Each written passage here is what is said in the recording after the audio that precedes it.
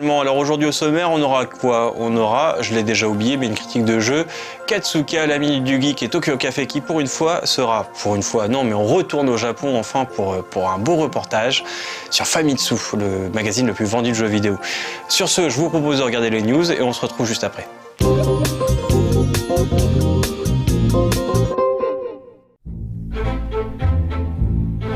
Énorme nouvelle pour les nombreux fans de Telltale Games. Le développeur de Strong Bad, Tales of Monkey Island ou encore des titres épisodiques Sam & Max vient d'annoncer pour le mois de juin Puzzle Agent. Une petite vidéo de ce professeur Layton-like destiné aux plateformes PC, Mac, iPad, iPhone et WiiWare met en scène le designer Mark Darin ainsi que le dessinateur Graham Unable, l'auteur de comics qui prête au jeu son style graphique unique.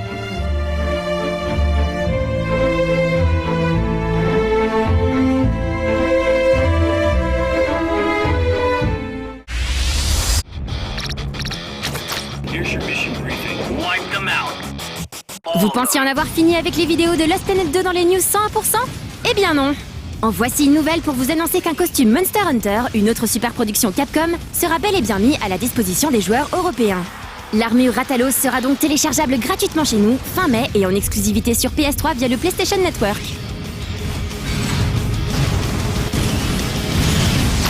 Commence phase 2 of the operation. Listen closely.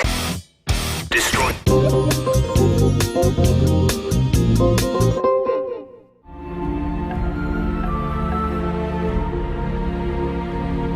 Le prochain titre de la saga Arcania se profile à l'horizon.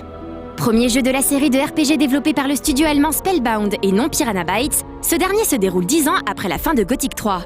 Voici quelques images du jeu prévues en fin d'année sur PC, Xbox 360 et plus tard PS3, mettant en avant son système de combat immédiat et la qualité de ses environnements.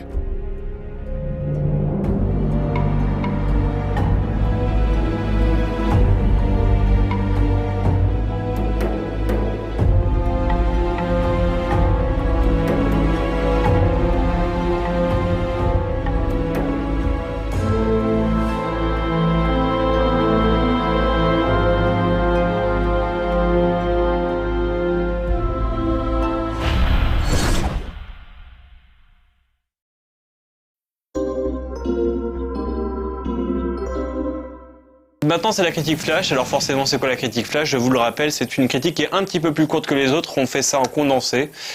Ça doit être sans doute donc du coup pas un jeu majeur, mais en tout cas il s'agit de Skate 3 qui se trouve sur PS3 et Xbox 360. Je vous laisse découvrir ça.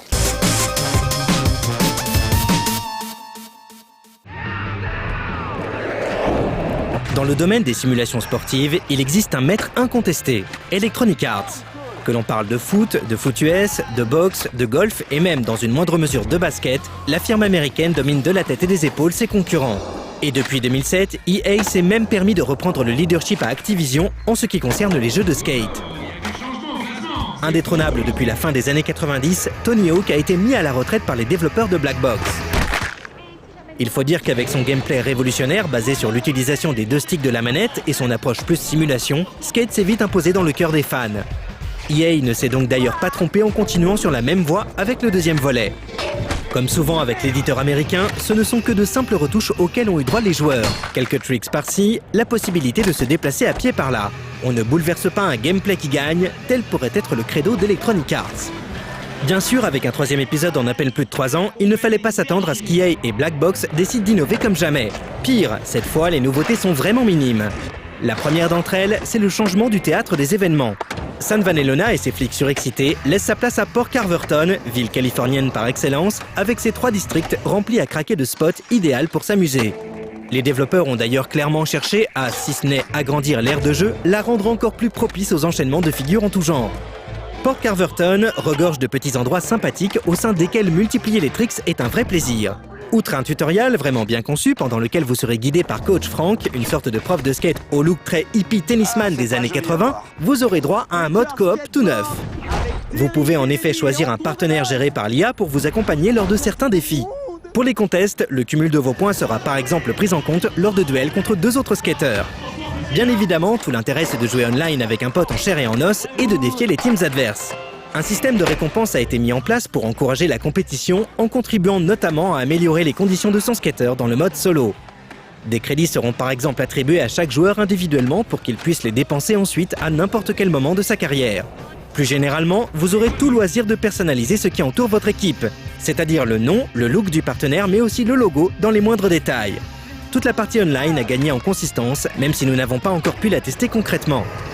Enfin, la dernière innovation, c'est du côté de l'éditeur qu'il faudra aller la chercher avec une interface lisible et des masses d'éléments à intégrer dans votre futur skatepark. Enfin, vous avez la possibilité de partager vos créations les plus abouties et donc de récupérer celles des autres.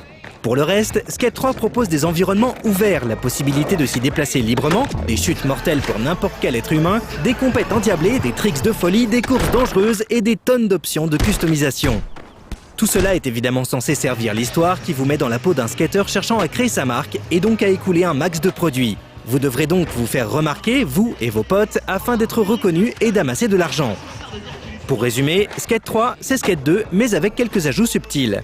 Ceux qui passent leur temps libre à grinder les bancs de leur quartier ou ceux de San Vanellola seront ravis, c'est certain. Mais le peu de nouveautés semble condamner le jeu à une certaine confidentialité. Bien joué! Mais vas-y, monsieur, il reflaque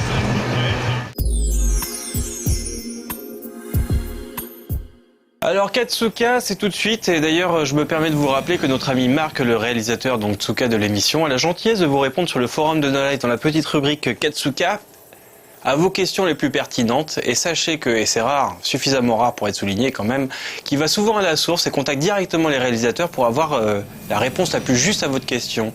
Alors je vous en supplie, profitez-en, utilisez-le à bon escient parce que vraiment, c'est la classe.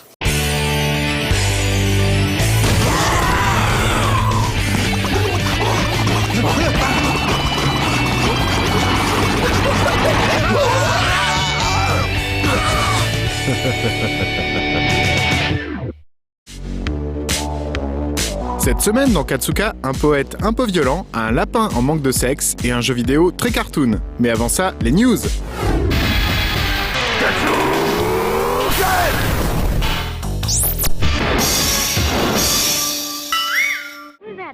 Sita chante le blues est un long métrage d'animation réalisé par Nina Paley et qu'elle a animé quasiment seule. Une œuvre d'autant plus indépendante qu'elle a été produite avec l'aide des dons de particuliers et proposée en téléchargement gratuit sur Internet. L'histoire est basée sur la légende de la déesse indienne Sita ainsi que sur la propre vie de Nina. Le film vient de sortir chez l'éditeur français Potemkin.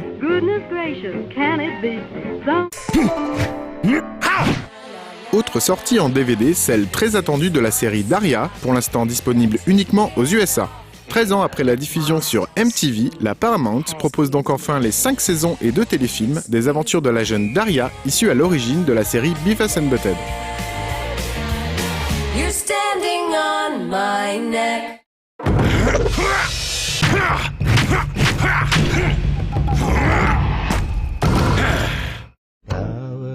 Voici le pilote d'un long métrage hongrois actuellement en pré-production réalisé par Aaron Goder qui avait déjà signé l'OVNI District. L'histoire raconte la vie d'Eagle, un viking islandais du Xe siècle, très célèbre pour avoir été à la fois un grand poète et un combattant hyper violent.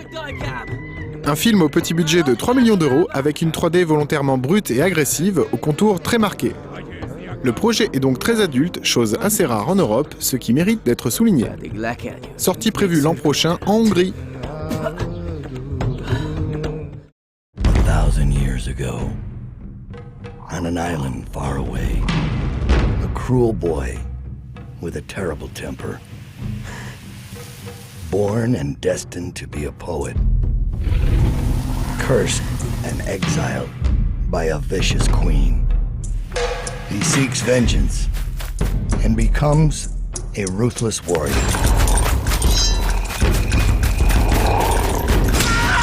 When fate has finally crushed his pride and thrown him at the feet of his archenemy, he draws forth his final weapon,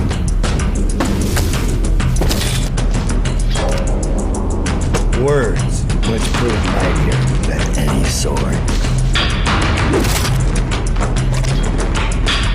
Egil, the last pagan.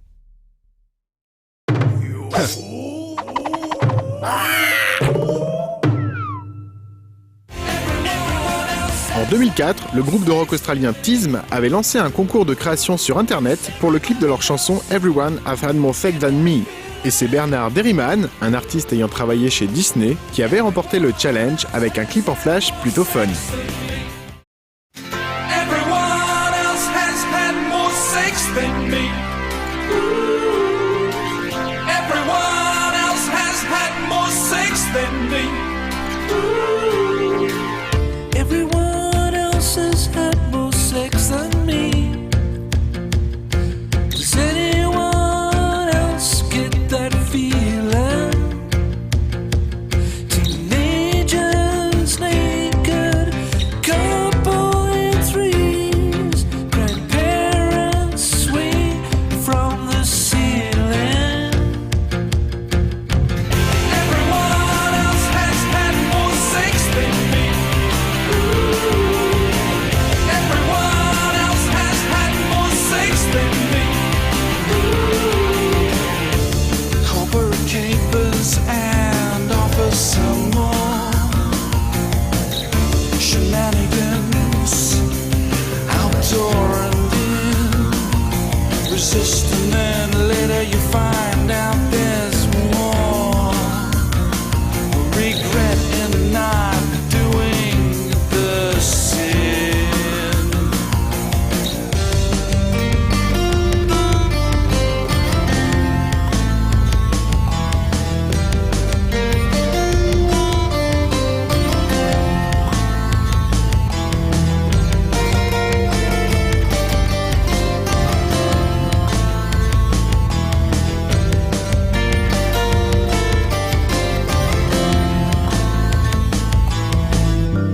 Our lives have to die of that, there's no help.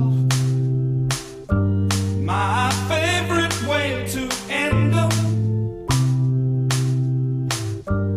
is the yarn weaver spiders whose petty pal enters the female addendum. Then dies on the spot, his corpse is still stuck. Left for his rivals to curse it. He would rather die than not get to fuck. Personally, I reckon it's worth it. Everyone else has had more sex than me. Does everybody else get that feeling? Everyone else has had more sex than me. Does everybody else get that feeling? Does everyone have more sex than me? Does everyone else? Does everyone get that feeling? Does everyone have more sex than me? Does everybody else?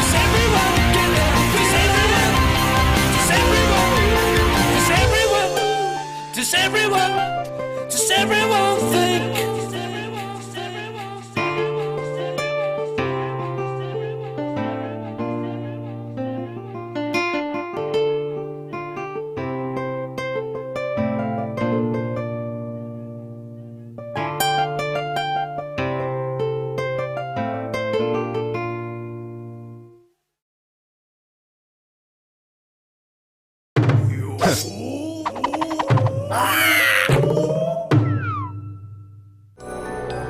Pour finir, je voulais vous montrer la bande-annonce de Scary Girl, un jeu en flash disponible gratuitement sur internet depuis l'an dernier.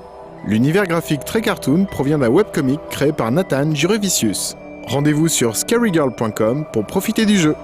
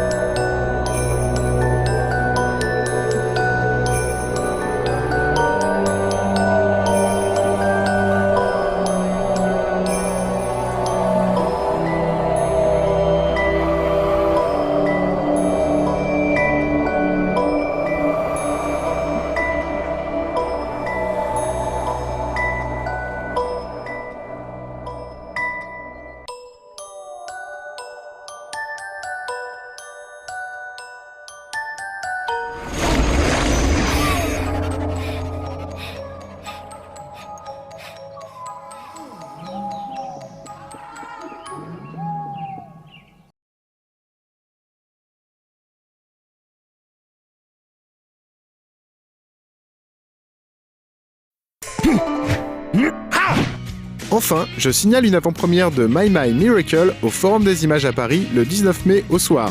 Il s'agit du film japonais de Katabuchi Sunao dont je vous avais déjà parlé. À dans 2 semaines.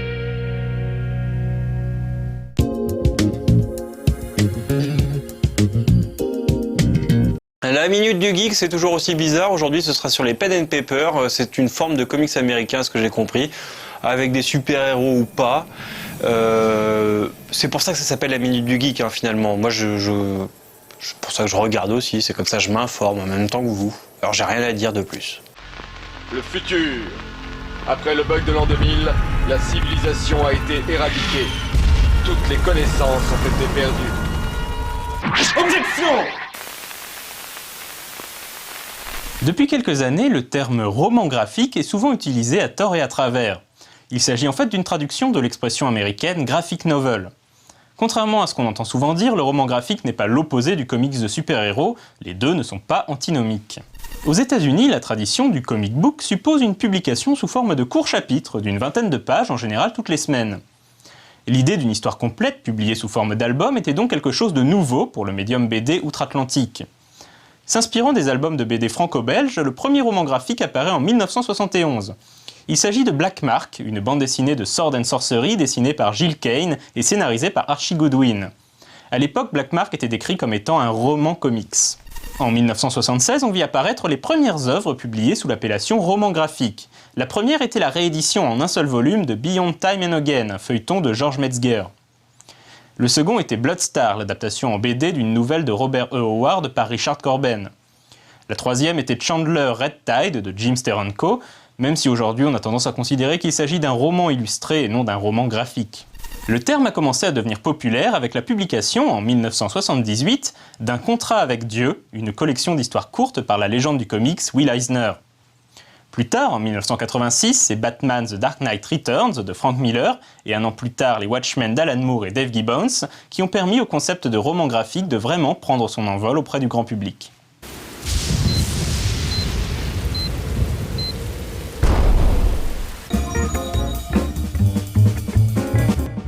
C'est bientôt la fin de ce 101%, mais surtout ne partez pas car tout de suite il y a Tokyo Café. Et pour une fois qu'on retourne au Japon, qu'on a les moyens de le faire, profitez car c'est sur Famitsu, le fameux magazine de jeux vidéo.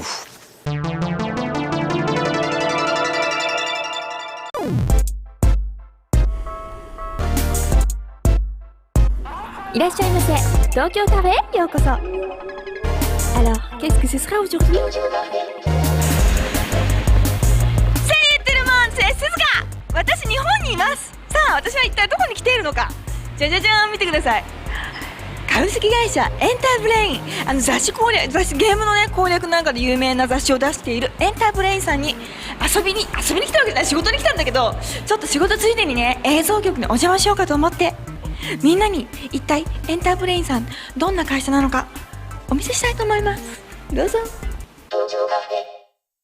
エンターブレインが一体どんな会社なのかこう見ると分かってもらえますね。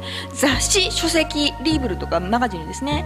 映像、イマージュ、ゲーム、もちろんゲーム、ウェブ、モバイル、イベントなんかも手掛けてらっしゃるんですね。で映像配信、そう最近なんかファミ通テレビって言ってインターネットでテレビが見れるようになってますね。e コマースなんですか？ e コマースライブ配信でエンターブレインですよ。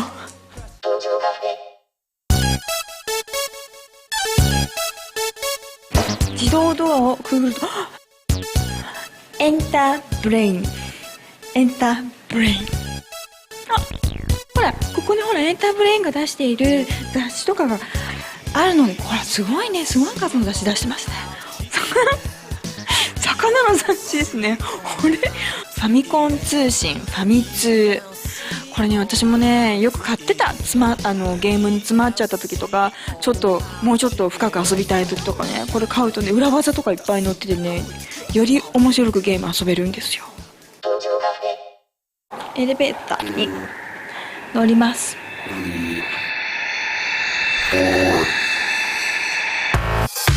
さあ会社っぽいドキドキしてきた。すごい私邪魔かも。せん、失礼します。こんにちは。このパーテーションの左側が映像局になります。このね美しい女性はですね広報の方でございますね。このすごい美女を雇って、じゃあちょっと探検しつつ、やっぱりこう雑誌ね、ファミ通さん出てます。いやきっとなんかないですよ。こうなんか臨場感あふれてやっぱ皆さん働いてらっしゃる感じでお仕事してらっしゃいますね。お仕事して今何やってらっしゃるんですか？今は番組の台本をチェックしてます。ゲームはなされますか？ゲームです。ゲームやりますよ。仕事ですものね。いや自分で楽しんでやります。ですね、剣。いやちょっとそういうのはやっぱねこれ男性に聞かれないですね。これすごいですね。なかなかねスケボーとかありますけれども、スケボー好きな方が働いてらっしゃるんですかね。ちょっと人発見人発見邪魔しに行こう。こんにちは。何をなさってるんですか？生産です。このお仕事の魅力は？仕事やっててよかったなっていうのは？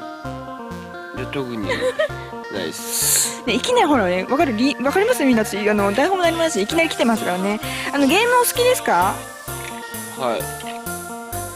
剣。昇竜拳。すごいやっぱりできますね。竜。竜巻旋風拳。バッチリです。正解です。剣。竜巻旋風拳。自己紹介を。映像企画部の菊谷です。彼がね全部ねこうコンテンツのプログラムと決定されてるんですよね。そうですね。僕とあとそこの高山です。お邪魔します。こんにちは。すごいかっこいいすごい素晴らしい。すごいですね。もう早速筐体発見ですよ。あとゲーム機 PS3 だったり、これでこう遊んでお仕事するんですよ。人発見ベータなんか超なんか集中してるところを邪魔してみようかな。こんにちは。こんにちは。お仕事は何をされてるんですか今？AT の仕事をしてます。今ラベルを書いてらっしゃいますよね。そうですね。チェックして、私もこの仕事するんですけどね。何かエピソードとかありますか？いろいろゲームができるってことですね。竜。昇竜拳。いきなりちゃんと答えてくださいます。さすがエンターブレインですよ。エンターブレインですよ。ベータ VTR、そうだ、これで入れてこう出してね変換したりとかしてます。ちょっとどんな感じかちょっとスタジオの説明など。ここでみんな編集をしてます。でここで全部マスターアップをして、DVD にしたりネットにしたりって感じです。すいません、どうもよろしくお願いします。今一体何をなさってるんですか？ファミ通ウェブ DVD といううちの編集部で作ってる剣。ごめんなさい、ちょっと寝起きなんで。竜巻旋風脚と波動拳ですよね。寝てるの疲れちゃってお疲れの方約1名発見です。大変。こんなに私がギャーギャー騒いでも彼にとっては子守歌。一応ディレクターの受地と申します。はい。長いんですか？どのくらいですか？でも6年ぐらいじゃないですか。7年目です。長いですね。で今一体何をなさってるんでしょうか？今はAM ショーっていうゲームのショーの編集ですかね。エンターブレインならではのスタイルみたいなのありますか？やっぱり他でできないようなマニアックなことがうちは多いかもしれないですね。すごい。例えばなんか面白いエピソードとかありますか？エピソード。読者の方がですねフィギュアとかを送ってきてくれるんですよ。それ嬉しいですね。ちょっと嬉しいです。ありがとうございます。すみません、お仕事お邪魔して。締め切りいつですか？もう今日ですかね。頑張ってください。これファミ通の今エンターブレインの社長ですね。なんでこんな冷蔵庫の上に以前週刊ファミ通の CM で、この被り物を出してたんですね。でそれがそのままそこに、まあ置き場所がなかった。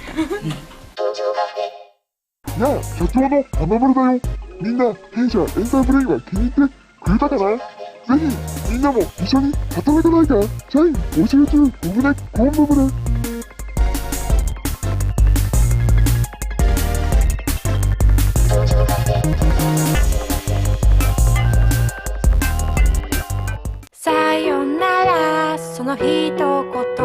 Bon, ça n'a pas été dit du tout dans le reportage, mais Famitsu, ça vient de Famicom. C'est une référence parce que ça date de l'époque de la Famicom étant la NES en Europe, Famicom au Japon. Je vous raconte ça non pas parce que c'était un scoop ou une exclusivité, je pense que vous l'aurez compris tout seul. C'était surtout pour meubler la fin de ce 100%.